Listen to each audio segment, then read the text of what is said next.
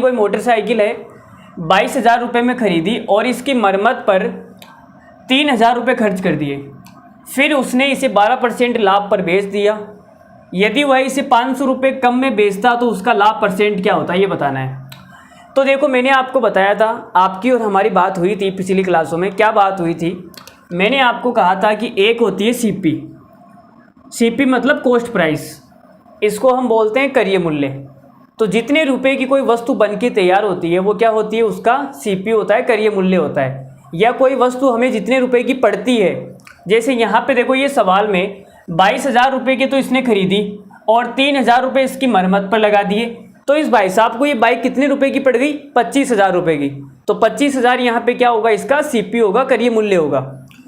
तो अगर सीपी में अगर प्रॉफिट को जोड़ दिया जाए तो क्या आएगा, एसपी आएगा, जिसको हम बोलते हैं विक्रय मूल्य, सेलिंग प्राइस। या फिर सीपी में से लॉस को माइनस कर दिया जाए तो एसपी आएगा।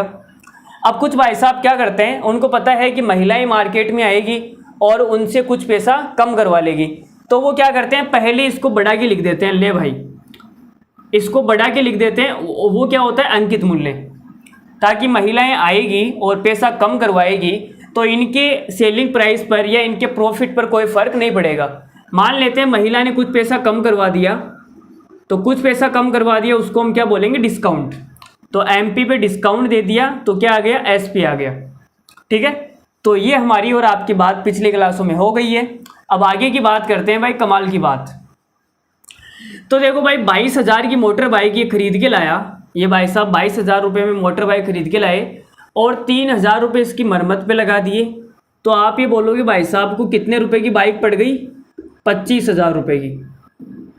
25,000 रुपये की ये बाइक उन भाई साहब को पड़ गई। ठीक है, अब हमें क्या बताना है भाई, लाभ बताना है। तो आप ये बोलोगे सर, पहले इस भाई साहब को 12% का लाभ हो रहा था। कितने का लाभ हो रहा है, 12% का। लेकिन सवाल में ये बोला है कि यदि वो 500 रुपये कम में बेचता है तो लाभ कितना होगा। भाई 500 रुपये कम में बेचेगा तो लाभ 500 रुपये कम होगा, सीधी सी बात है। अरे है या नहीं? तो आप ये बोलोगे पहले 12% का लाभ हो रहा था और अब जो लाभ होगा वो 500 रुपये कम होगा।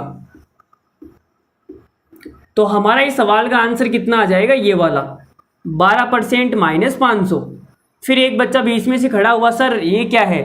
या तो आप पूरा परसेंटेज में बताओ या पूरा रुपयों के अंदर बताओ, या आधा परसेंटेज आधा रुपयों के अंदर, ये क्या मामला है, ये कुछ समझ में नहीं आया सर। तो मैंने कहा कोई बात नहीं, जो लाभ होता है और जो हानि होती है, प्रॉफिट और लॉस किस पे कैलकुलेट होते हैं, सीपी पे। तो आप मुझे ये बताओ, ये जो 500 रुपये है इस 25,000 का कितना परसेंट है?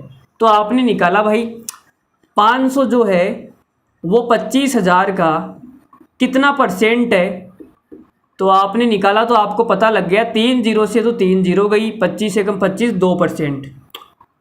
तो आपको क्या पता लग गया, 2%। ये जो 2% है किसके बराबर है, 500 रुपये के।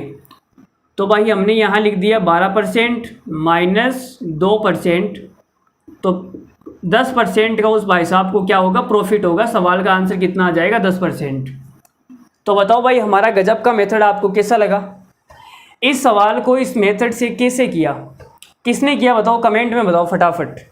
अरे किसी भाई साहब ने ऐसे हमारी तरह सवाल किया है क्या, या किसी और तरीके से किया है?